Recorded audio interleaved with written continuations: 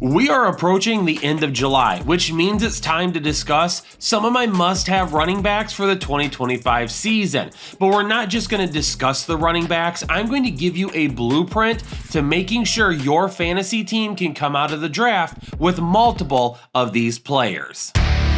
And while you definitely will need to have a high first round pick to walk away with either Bijan Robinson or Jahmyr Gibbs, if I could start my draft with either of these guys, I would be harder than an icicle in an Antarctic snowstorm.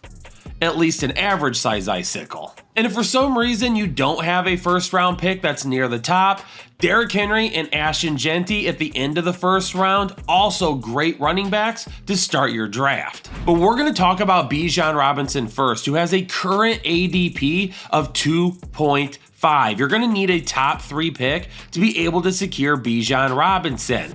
But when 2024 started last season, it felt like he was going to be utilized the same way Arthur Smith was utilizing him during his rookie year. The results did not feel great. From week 1 through week 11, a total of 11 games, he averaged 15.2 rushing attempts per game, 71.2 rushing yards, and only 0.5 rushing touchdowns per game. It felt like the same old. Then the bye week came, the offensive philosophy shifted, and everything ran through Bijan. No pun intended. From week 13 through week 18, Bijan Robinson absolutely turned it up. And those 6 games for the Atlanta Falcons, he was averaging almost 23 attempts per game, 112 rushing attempts per game, and 1.3 rushing touchdowns per game. From weeks 1 through 11, he was the RB4. Overall, in terms of total points, everything looked great. But he had a few games mixed in where he scored single-digit fantasy points. It was up and down the first half of the season. In the second half of the season, those 6 games, he was the RB2, and his upside was way better, and he was also more consistent with his ceiling. Now, the Atlanta Falcons may have kept Kirk Cousins on the roster, but I can't imagine that Michael Penix will not be the starter come week 1. And over the final 3 games of the season last year with Michael Penix as the starter, Bijan Robinson looked great. In those 3 games, 67 rushing attempts, 354 rushing yards, and 6 rushing touchdowns. He was finding the end zone twice a game. If you figure out the 17-game pace for Bijan Robinson, based on his numbers from week 13 through week 18, he could have over 1,900 rushing yards. If you take the 17-game pace with Michael Penix from week 16 through week 18, he would have over 2,000 rushing yards. He's still going to catch some passes, although it may not be as many as what we saw in his rookie season in the first half of last year. But that's okay, because if he puts up these total numbers on the ground, Bijan Robinson's upside in a very good offense in 2025 could be insane. He could end up being the RB1 overall. Now, to get Jahmyr Gibbs, you're going to need a top 5 pick, maybe top 6 if people get a little bit crazy with the wide receivers to start your draft. But right now, his ADP sits at 4.5. For Jahmyr Gibbs, all signs point to another big season. If you're worried about the change in offensive coordinator, don't be. I have broken it down on this channel, and I've probably said it more than any other phrase this season for the fantasy headliners. The change to Johnny Morton, it doesn't really matter, because Johnny Morton was a senior offensive assistant the year that Ben Johnson got the offensive coordinator job, and Johnny Morton helped mentor Ben Johnson that season. So really, we're going from Ben Johnson to Ben Johnson's mentor. And if you also want to keep making the argument against Jahmyr Gibbs because of David Montgomery, absolutely stop. Because the numbers over the first 2 years of their career together absolutely show David Montgomery doesn't hurt Jahmyr Gibbs. Last season, from weeks 1 through 14, which was 13 games, with a healthy David Montgomery, Jahmyr Gibbs had some pretty healthy stats. 13.7 rushing attempts per game, 78 rushing yards per game, 0.8 rushing touchdowns per game. Then in the passing game, 3 targets, 2 receptions, 24 receiving yards, 0.2 receiving touchdowns. He was the RB4 through the first 13 games last season with David Montgomery. Now, this is where the risk versus reward payoff could absolutely happen. Because if you draft Jahmyr Gibbs and you get a ceiling of RB4, you're going to absolutely love it. And his floor is not going to be that bad either.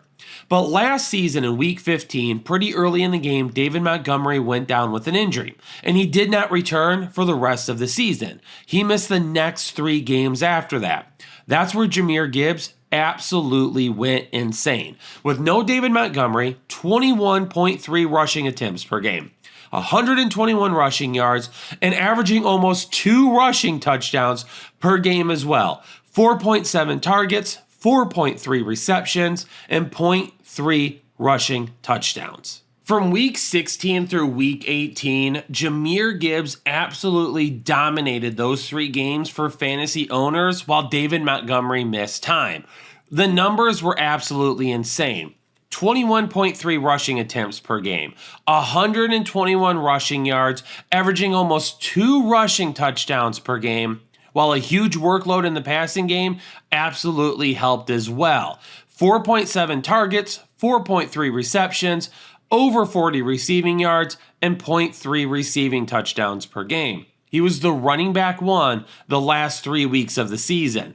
Absolutely dominant. And when we dissected the numbers after his rookie season, we could see some insane efficiency. The type of efficiency that points to, if you get more volume, your upside is going to skyrocket. He got more volume, and his efficiency did not falter. Last season, among running back with 200 or more rushing attempts, he was 3rd in yards per attempt. He was 6th in yards after contact per attempt, 4th in avoided tackles per attempt, and then he was 1st in fantasy points per snap and 1st in fantasy points per touch. In fact, he was one of only 3 running backs with 200 or more attempts on the ground to average more than 1 fantasy point per touch. That is some huge upside. And his ability to put together big runs was almost second to none last season. He was 3rd with 41 runs of 10 or more yards, and he was 1st with 25 runs of 15 or more yards. And all of those numbers on the ground are fantastic. They're great numbers, and they point to Jahmyr Gibbs having another big season. But there's one area that we cannot stress enough about. To begin training camp, there's been talk that Jahmyr Gibbs would be splitting out wide more often. That was not only confirmed by Gibbs himself when he talked to reporters saying that he was needing to learn more routes in the playbook because he was going to be going out wide more often, but also during the open portion of practices, Jahmyr Gibbs and David Montgomery have been on the field together at the same time quite often. Jahmyr Gibbs is a smash first-round pick for me, along with Bijan Robinson. And as we move into round 2, let me make one thing very clear. This video is meant for whatever type of draft strategy you are trying to deploy. So going into the second round, if you love taking running backs early and you want to start with 2 of them, then I've got 2 running backs in the second round that would be huge RB2s for your team. But let's say you got Ja'Marr Chase, Justin Jefferson, or you went a different route in the first round. Well, I've got a couple of running backs here that would also fit your team as an RB1. And let's start with Bucky Irving, who currently has an average draft position of 20.3. Bucky Irving is one of my favorite running backs this season because of what he did last year after taking over as the starter. And this offense is poised to be just as good in 2025. Now, to begin last season, he wasn't seeing nearly as much volume as a lot of other running backs in the NFL. During his first 9 games of the season, he only had 2 games with 10 or more rushing attempts. That quickly changed at the midway point of the season, though, because over the final 8 games of the season, in 7 of those, he had 10 or more rushing attempts. And it absolutely showed in terms of his fantasy score, because from weeks 1 through 9, he was the RB27. From weeks 10 through 18, he had a 20-spot jump, all the way up to RB7 during that time frame. And it's a very similar situation to what I described a minute ago with Jahmyr Gibbs. Some insane efficiency during his rookie season that leads us to believe that year 2 could be even bigger. And that showcased with Bucky Irving, because last season, among running backs with 200 or more attempts, he was 4th in yards per attempt, 1st in yards after contact per attempt, 2nd in avoided tackles per attempt. His points per snap was 4th, and his fantasy points per touch was 5th. And thank the Lord that Tampa Bay's coaching staff decided it was time to limit Rachaad White towards the end of last season. In 2025, Rachaad White, he's going to see some plays on the field in passing situations. He will probably be their primary receiving back. But when you have Emeka Egbuka, Mike Evans, Chris Godwin, Jalen McMillan, Cade Otton even, do you really need Rachaad White on the field all that much? No. Insane efficiency plus big volume equals a huge year for Bucky Irving. If you draft him as your RB2 and you draft one of those other guys as well, there's a chance that you could have 2 RB1s on your team. Josh Jacobs has a very similar ADP to Bucky Irving as well. Bucky Irving being drafted at 20.3, Josh Jacobs at 20.5. Whether you want him as your RB1 or your RB2, you're going to get some valid consistency with him, especially when it comes to his floor. Now, he was one of 6 running backs last season to have 300 or more rushing attempts. And his 3.45 yards after contact per attempt was the highest by a decent margin among those running backs to have 300 or more carries. But he also makes guys miss. He was 4th in the NFL with 67 avoided tackles. But he's picking up those big yards on the ground. 34 rushing attempts of 10 or more yards last season, 6 in the NFL. Now, there's a lot of talk about the Packers' offensive situation, and if what they did last year changes heading into 2025, because last year the Packers ranked 3rd in the NFL in rushing attempts. I don't really think they're going to go away from Josh Jacobs to the point where they fall outside the top 15 teams in rushing attempts. Yes, they were 3rd last season, and rightfully so, given injuries and inconsistencies around the passing game. Matthew Golden is going to be a big-time addition, and if he does help the passing game to the point that they throw it a little bit more in 2025, do we really think they're going to go from like 3rd in rushing attempts to 20th or 25th?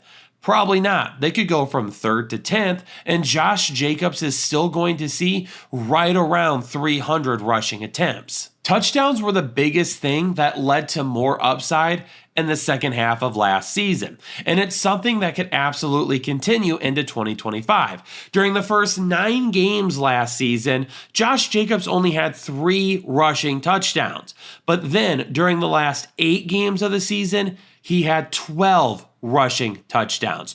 Throw the ball a little bit more, drive it down the field, get inside the 10-yard line. Josh Jacobs will clean things up, and he'll score the touchdowns after that. Great floor, really nice ceiling. Both of these guys as your RB1, fantastic. You're off to a good start if you drafted a high-end wide receiver in round 1. Both of these guys as your RB2, if you started off in the first round with a running back, you are going to be set for the season. Now, when it comes to Kenneth Walker in round 4, let me be absolutely clear. If you already have 2 running backs on your roster heading into round 4, you are out on Kenneth Walker. We are not drafting him as our RB3 because there's going to be some decent RB3 options a little bit later on that we're going to discuss. During this time, you need to be really honing in on wide receivers, potentially a tight end, maybe a top quarterback, depending on your league settings. Really, for me in this area, Kenneth Walker is a solid RB2 option. So if you drafted a running back in round 1, skipped in 2 and 3, we're back to running back in round 4 with Kenneth Walker. Or, as this video suggested, you decided to go with Bucky Irving or Josh Jacobs in round 2 as your RB1. Kenneth Walker in round 4 is your RB2. Mwah! Love it. Now, as a whole last season, Kenneth Walker did not look great. And if you're hesitant to draft him, I would totally get it. But it sounds like this offense is really going to rely on him if he stays healthy this year. And we've already seen that Kenneth Walker, from an efficiency standpoint, is one of the best in the NFL. And Clint Kubiak sounded like a middle school girl infatuated with Kenneth Walker, who sits in math class repeatedly writing his name on the inside of her binder. During his opening press conference, he made it known that Kenneth Walker, he feels, is an elite running back talent. It is going to be big to this offense in 2025. So if he stays healthy and the volume is there, the efficiency is going to reach a new ceiling with him. Last year, when you start to break it down, he had 61 avoided tackles on only 153 rushing attempts. And if you're thinking, Kyle, that number sounds great, but where does it rank? Here it is. Last season, there was only one other running back to have more than 40 missed tackles on less than 200 rushing attempts. And that was Tank Bigsby, who had 168 rushing attempts. Kenneth Walker was in elite status last season on avoided tackles. He also started 2024 hot, scoring 3 touchdowns in his first 5 games. 3 of those coming against a vaunted Detroit front that was not allowing anything to running backs at the time. And I think there's something to be said about the offensive environment in Seattle last season. They decided to go with Washington's offensive coordinator. They brought a coordinator up from college who had experience in running 3 and 4 wide and spreading things out with Rome Odunze, Jalen McMillan, Michael Penix and company with Washington when they went to the national title game. It didn't fit what Seattle has done for years. Be effective on the ground, leading you to being effective through the air. And I think that really screwed up things last season because that's not something that Geno Smith was able to handle. And it affected everything around them. Plus the offensive line, they had a lot of problems. Last season, Kenneth Walker was the only running back in the NFL to average over 3 yards after contact per attempt, but average less than 4 yards per attempt. Meaning, because those numbers were almost similar, Kenneth Walker was getting hit at or behind the line of scrimmage by opposing defenses, and he was still able to make it out of the backfield. That's an insane stat. And you have to really dive into the deep statistics of football to find out that Kenneth Walker last season was making a lot out of very little.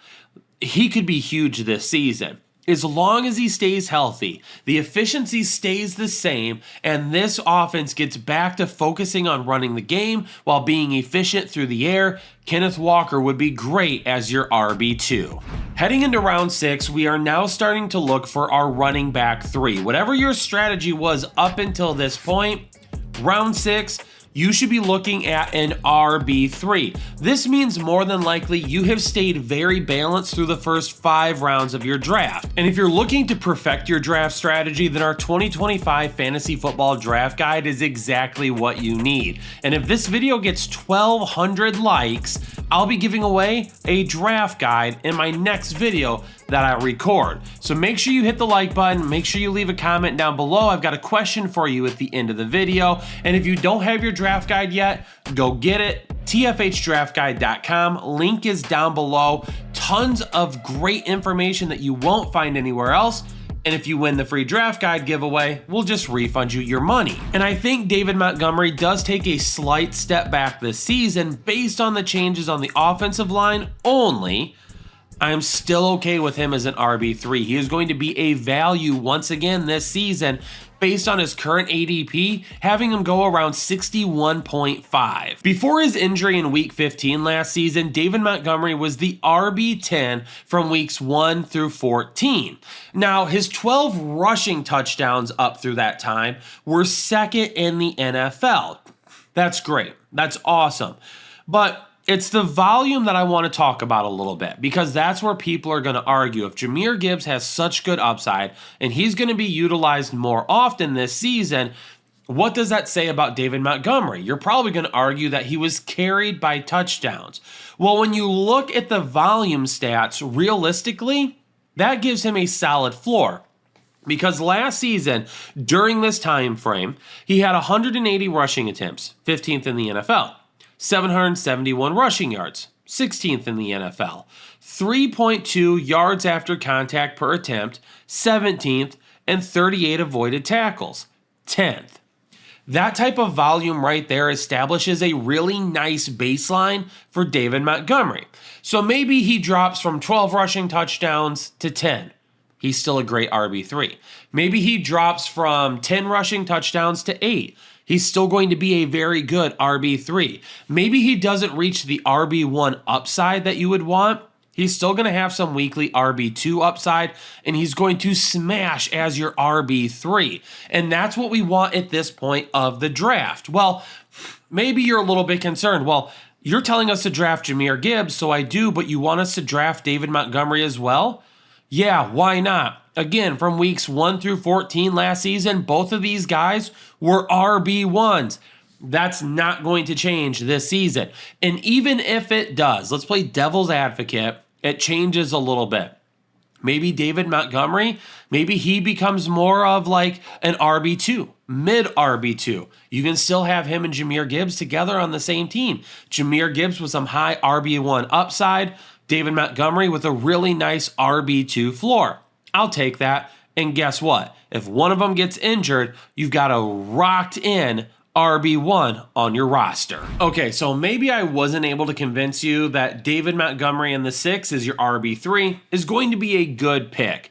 But let's find a little bit more value, and we'll move on to round 7 with Tony Pollard as our RB3, going at 73 overall right now. And drafting Tony Pollard is like getting an invite to the cookout, showing up ready to smash, and they don't season their chicken, okay?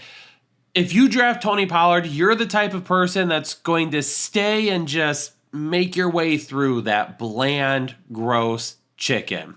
At the end of the day, you're going to be full. You're not going to feel great, but you're going to be full. That's Tony Pollard. You're not going to feel great at the end of the day. But based on what he did last season, he's going to be a guy that's just going to help fill your lineup that you can play at the flex. Tony Pollard didn't crush it with his ceiling last season, but his floor wasn't all that bad. More times than not, he was going to give you a fantasy viable performance. Now, he only had 3 RB1 games, but he had 6 RB2 games. So 9 times last year, you could have put him as your RB1 or RB2 and felt fine about it. Now, nobody was starting him as your RB1, but for injuries, maybe you drafted him late, you were starting him more times than not. He did add 3 RB3 finishes as well, which based on your league scorings, based on how many guys you had available to you that week or how good your lineup was, he was probably viable those weeks as well. But the Titans just didn't give him the rock enough last season.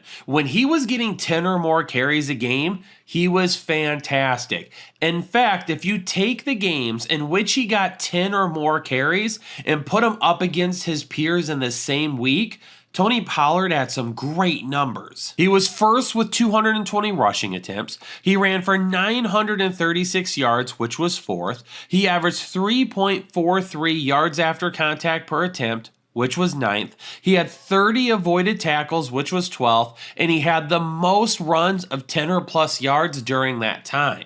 When the Titans would give Tony Pollard 10 or more carries a game, he was typically going to give you at least an RB2 performance. There was only 3 games where he got at least 10 carries, and he didn't finish as a top 24 running back.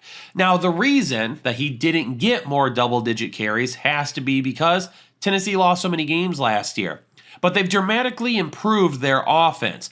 Their offensive line is growing, has another year together, and should be better this season. But they drafted Cam Ward. They added Van Jefferson. They added Tyler Lockett. They drafted Alec Eomanor. They drafted Xavier Restrepo. They have done things this season to put more depth to their offense, get better at the quarterback position, allowing Tony Pollard an opportunity to have a better floor. Headliner Nation, give me your top 3 must-have running backs in the comment section down below. And don't forget, if this video gets 1,200 likes, I'll pick somebody to win a free draft guide. Stay safe, stay healthy, something I'm still trying to do, and I'll see you all in the next episode of the Fantasy Headliners.